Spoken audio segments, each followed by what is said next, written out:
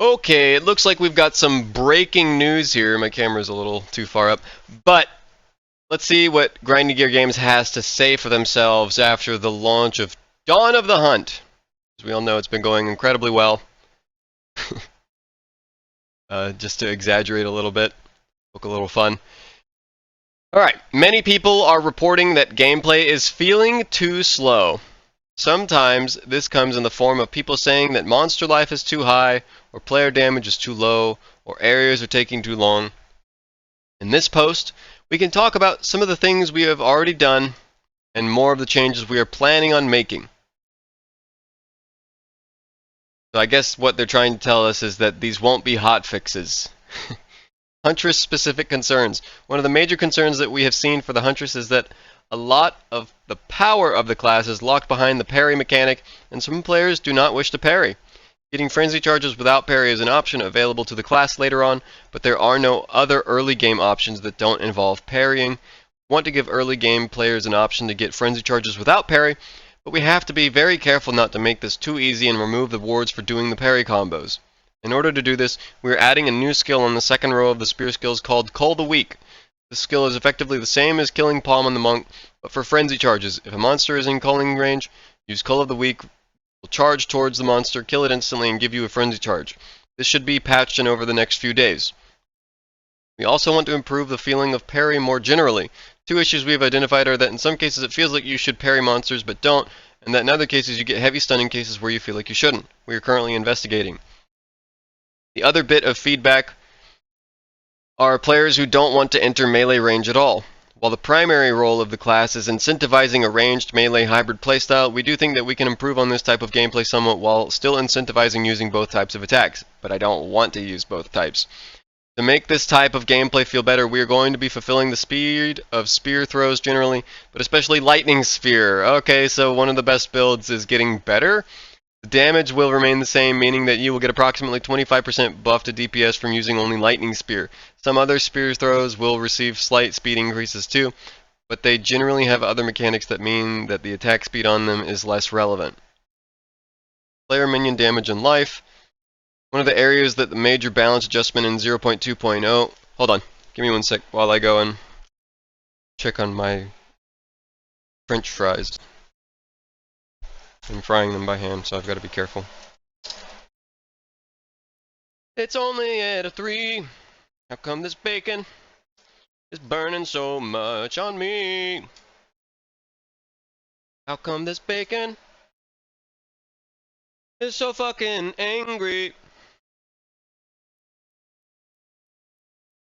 Somewhere in our kitchen is a pig saying, "Stop that. Don't you know it's me?" It says stop rhyming.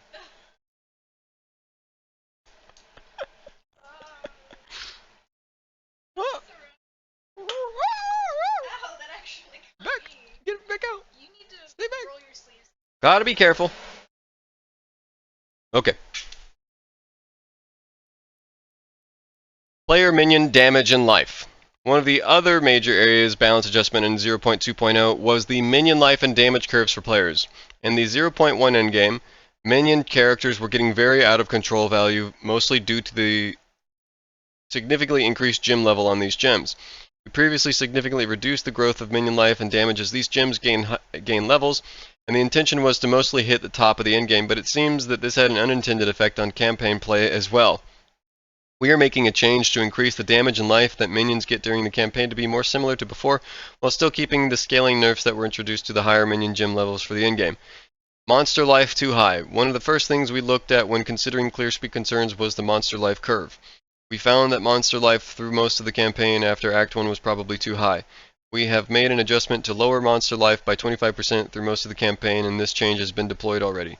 A second issue we found was that the life bonus on rare minions was incredibly high. One of the reasons why this feels particularly bad is because these monsters are still white, but had more life than blue monsters. Why are they talking about this like they're surprised by it? You set the modifier. You set the numerical value. What are you talking? Why are you talking like you're surprised? This calibrates players' expectations incorrectly and makes rare fights harder than they should be. This number has been set back to what it was in the 0.1, which lowers rare minion life by about 60%. This change has also been deployed. Large area sizes. Many players are reporting that areas feel like they are too large. Normally, when this is the case, the main reasons it is due to other concerns such as monster life or player damage being incorrect, or just a lack of entertaining content in the area. However, we are checking to see if there are any other outliers that players are spending too long on to see if any changes to area size actually need to happen. In the meantime, we did notice that there are some areas that don't have sufficient checkpoints, so we're going to be past adding more checkpoints. Oh, come on, man. No more checkpoints. Crashes and disconnects. On launch day, we had a severe and common client crash in town. The failed and deserialized object crash. This crash was fixed on the first day, but there are still other client and server crashes that remain. Quality of life features. We are additionally working on a few extra features that should be released relatively soon. The first one is adding a system for bookmarking locations on your Atlas map. The system will allow you to save locations with a name on the atlas so that you can find them later. Another is adding stash tab affinities for more item types, including socketables and tablets, and updating the flask affinity to include charms. What about making certain affinities actually work, like the relic affinity? Like, I've clicked that on every character, and I swear, no matter which chest I go to, it just never really puts it, even though I put the affinity on. I don't know, I don't mean to harp on it too hard. And another is adding a way to rebind specters and tamed beasts so that you can experiment with these options more freely. Who is a cat? Who's a cat? 3.26.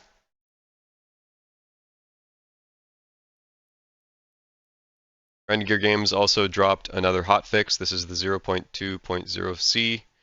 And this is for minions, spear skills, some bosses, and bug fixes. Minion changes in this patch are adjustments of changes for their life and damage scaling that were in 0.2. Goal of those changes were to impact very high level minions. Okay, so this is their like reasoning as for why those changes were made. Minions have approximately 15% more life through the early campaign, tapering down at level 30. Minion damage gems now deal more damage up to level 30. The life threshold of skeleton arsonists and the heal amount of skeletal clerics has been adjusted. Adjusted the damage and attack speed of some spear skills. This is where I get a little upset because spear throw got 8% more damage at all skill levels. And the thing about spear throw is if you check its damage effectiveness, right, like its attack damage, it is really far ahead of the competition, up against just about any skill that you want to compare spear throw to. Every other spear skill is kind of falling short. Rapid assault has like a 30% damage effectiveness. Disengage, it's like a 94%, I think I have it at currently. Rake has like a 66% when you start out. As you level it, it'll climb up, but what I'm getting at is like none of them really rival the damage effectiveness of just our auto attacks. Like spear stab, for my character currently, I'm at like level 30-ish or something. Spear stab is at like a 190% damage effectiveness. My auto attack. And now spear throw is even better than my auto attack. It already was because it had a higher damage effectiveness, a little bit lower attack speed, but that's not like a huge deal whenever most things care about how big of a number do you have upon entry before all those other modifiers. Flat damage is pretty important. At least that's the way that I look at it, and yeah, spear throw just got better. And it is now even more difficult for actual skills to compete against. And I'm not saying I want spear throw to be nerfed, because you can do like cool things with spear throw. If you didn't know, if you have a frenzy charge and you just use your regular spear throw, it will explode and do a really heavy damage explosion. It's like 466% of my current attack damage. I think it may scale. But every single spear skill has terrible damage effectiveness, and that's really what the spear problem is in a nutshell, if you ask me right now, is why are all of the damage effectivenesses so low, and why aren't they just simply raising them above a reductive number? You know, like anything below 100% is reducing its damage. So why? There aren't enough like mechanics. It's not like there are like on-hit modifiers for rapid assault, to where, you know, per hit I'm applying like what, Blade of the Ruined King from League of Legends for like a simple point of reference, where it's like dealing a percentage base of the target's maximum life. Like that is where it would make sense to reduce a skill's damage effectiveness, because something like that exists. But it doesn't. There's like missing mechanics, and yet for some reason the like safety nets have been put in place before you're actually able to like make it work. I don't know. I don't know. Anyways, I'll stop harping about spear throw and how it got buffed into an even stronger state than everything else. Lightning spear attack speed is now 60% of base from 50% and deals 5% more damage at all gem levels. Glacial Lance attack speed is now 50% of base from 45%. Storm Lance attack speed is 60% from 55%. Whirlwind Lance attack speed 60%. Just a bunch of attack speed buffs. All the above skills have their mana costs lowered proportionally to the attack speed increases. What does that mean? I don't know. I still feel like I'm running out of mana sometimes, unless I have a spear that has a leech modifier on it. Because I don't think you can really pick up mana leech easily on the tree, even if you're on the side of the tree that focuses on attacks. Weird. Candlemass, the Living Rites abilities, has had their cooldown slightly increased. Should result in it using attacks that are parryable more often. So boss change. Fixed an issue where Candlemass, the Living Rites cleaves were unblockable, unparryable. Okay. It's kind of like redundant, but Count Geonor's abilities have had their cooldown slightly increased. This should result in him using attacks that are parryable more often. I don't care about parrying them. There's just not really a huge difference between like what parry is and what block is. Block is just like a better parry that gives a different power charge. Or sorry, you know, charge. I've said power charge, but endurance charge, frenzy charge, whatever you want to call them. They're charges. And yeah, like, you know, with block you can block multiple hits. With parry, you can block 2 or something, and then disengage for a frenzy charge. Parry is just bad right now, and unfortunately some of Huntress's power fantasy is locked behind the idea that they want you to parry. I just don't, you know, right, in its current state, it's not even parry. You just hold down the button, and your character will hold the shield, waiting, anticipating for a hit, and then as soon as something does hit you, you knock it away. That's not parry! I don't know if you've played any other video games, but in my experience, parry is you need to master the timing of something about to hit your character so that you can bonk it away at the perfect moment so that you don't take any damage at all. And I don't think parry should be giving you anything beyond like an inherent brief moment of extra damage. It shouldn't be something you can spec into on the passive tree. It should just be an inherent quality of any shield that you decide to equip. Because parry is just super powerful. It's a skill ceiling. It's a way to express your skill level, and I think that's perfectly fine. It doesn't need to be this like center point of an entire archetype.